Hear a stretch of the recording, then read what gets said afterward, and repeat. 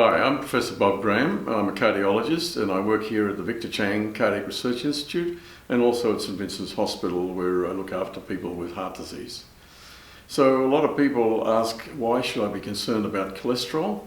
And that answer to that is fairly straightforward, and that is that cholesterol is one of the major risk factors for developing premature heart disease, particularly a heart attack.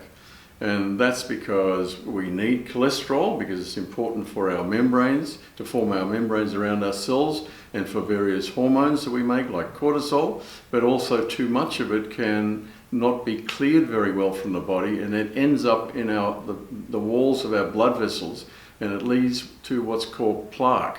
And that plaque is what causes a heart attack when it lifts off the vessel wall. So you don't want to have too much cholesterol, because otherwise the body can't cope with that and it can't get rid of it properly, and so you form plaque and then you get a heart attack. So that's why it's bad to have cholesterol, and you should know about it, and you should have your blood cholesterol checked, certainly when you get to around about the age of 45 to 55, because that's when people start to get heart attacks. Look, one of the problems with high cholesterol is that in and of itself doesn't cause problems. You don't know you've got a high cholesterol, so that's why you need to have it checked. But it can cause very serious consequences, as I mentioned. So it's really important that you know whether your cholesterol is high or not. So a lot of people ask, is exercising and eating well sufficient to ensure that your cholesterol level is normal? And the answer is no. By and large, most of the cholesterol in our body comes from cholesterol we make rather than cholesterol we eat. Only about 20% comes from the cholesterol we eat. If you have high cholesterol, then certainly maintaining a good diet with a low intake of saturated fats is certainly sensible, and we should do that, and also a high intake of fish-containing foods is very important.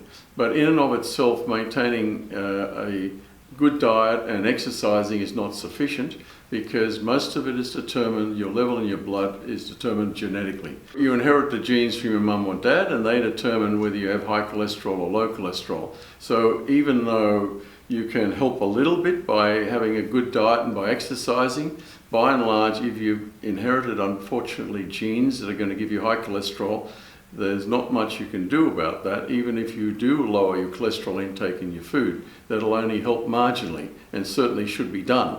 But the answer then is you probably need, if you've got very high cholesterol, to be treated with a drug that lowers cholesterol so you don't develop plaque and don't go on and get a heart attack. So what should you do if you've got high cholesterol? So you have to firstly modify your diet. Exercise is very good because exercise raises the good cholesterol, the HDL cholesterol.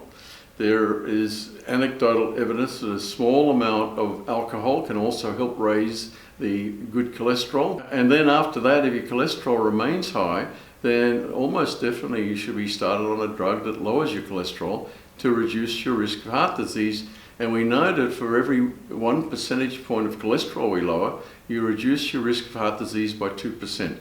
So it's been shown, I think, incontrovertibly, that if you have high cholesterol and you lower it, you do good. So look, thank you for listening. I hope you've found this useful. If you have further questions, we have a Q&A site on our website at the Victor Chang Cardiac Research Institute, which is www.victorchang.edu.au.